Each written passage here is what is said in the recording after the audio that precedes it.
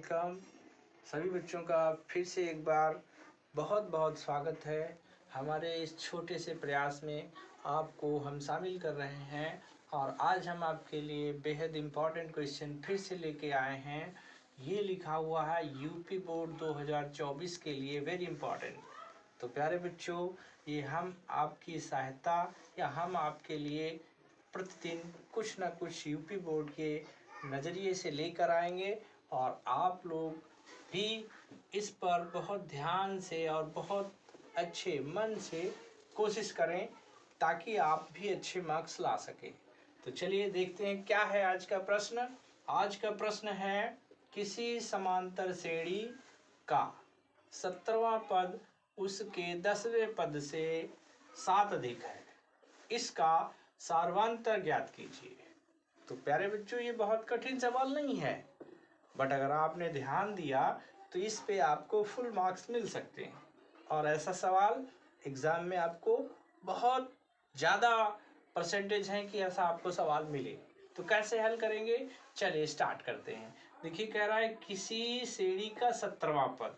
तो हम जानते हैं सर्वांतर श्रेणी जो होती है हमारी, जो समांतर श्रेणी है उसका फार्मूला है 17वां पद मतलब A17 जो हम निकालेंगे तो यहाँ पर क्या होगा, फार्मूला है A प्लस n यहाँ पे फार्मूला हम लिख रहे हैं n1 माइनस d।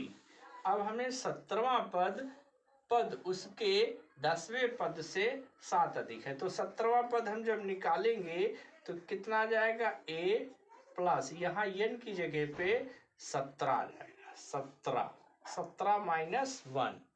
अब क्या होगा, d तो पता ही नहीं हमको है, d सेम रहेगी। अब इसको जब हम कैलकुलेट करेंगे तो ये हो जाएगा 17 से 1 निकलने पर आपका बन जाएगा 16d। अब ये A 17 मालूम हो गया। आगे बढ़ते हैं तो 10वां पद की बात होती है। ठीक इसी तरह से ये आपका 17वां पद A प्लस 16d होगा। अब 10वां पद भी इसी तरह से हम लोग निकालते हैं A10 कैसे निकलेगा, कोई प्रॉब्लम नहीं, वही चीज़ है, यही फार्मूला रहेगा, बट सिर्फ चेंज क्या हुआ, यहाँ पे 17वां पद था तो 17 आ गया। अब कह रहा है 10वां पद, जब 10वां पद कहेगा तो यहाँ पर क्या आ जाएगा, यहाँ पर आ जाएगा 10 माइनस 1 और d तो वही रहेगा।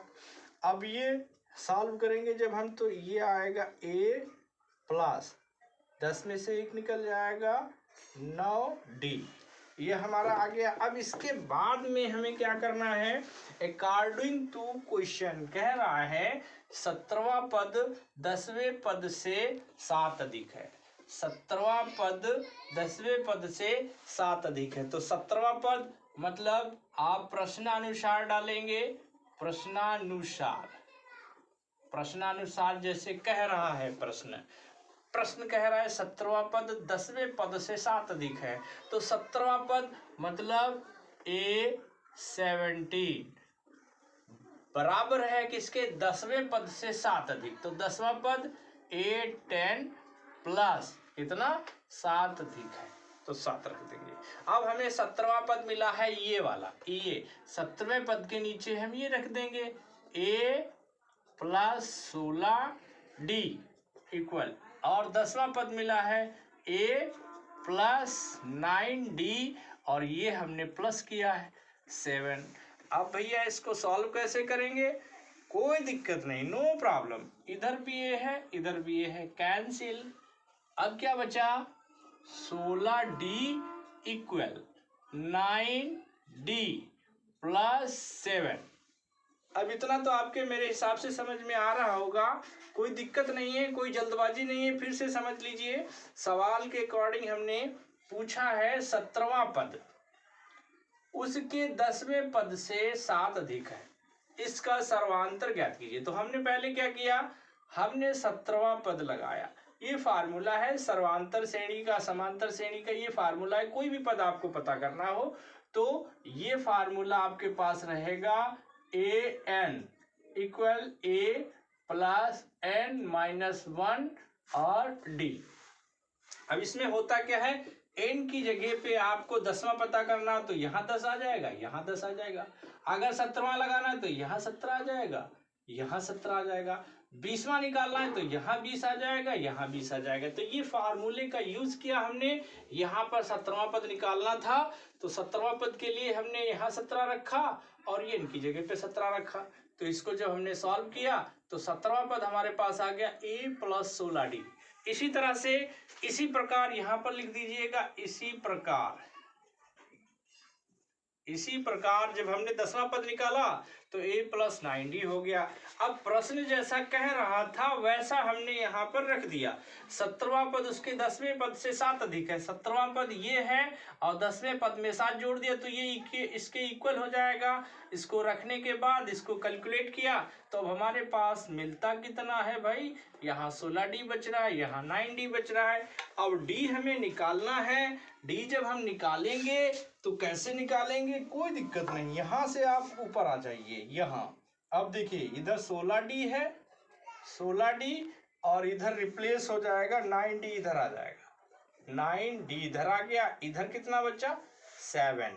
अब 16d में से 9d निकलेगा तो 7d, अब इक्वल 7। अब d बराबर 7/7 कट कर दिया तो d इक्वल कितना आ गया 1। अच्छा d को ही डिफरेंस बोलते हैं, मतलब ये सर्वांतर के लिए हम लोग यही d का डिनोशन करते हैं, मतलब सर्वांतर के लिए हम लोग d का यूज करते हैं। सर्वांतर ना लिख करके उसकी जगह पे हम d लिख देते हैं। तो d बराबर जब 1 आया है तो सर्वांतर भी 1 होगा। This is your final answer.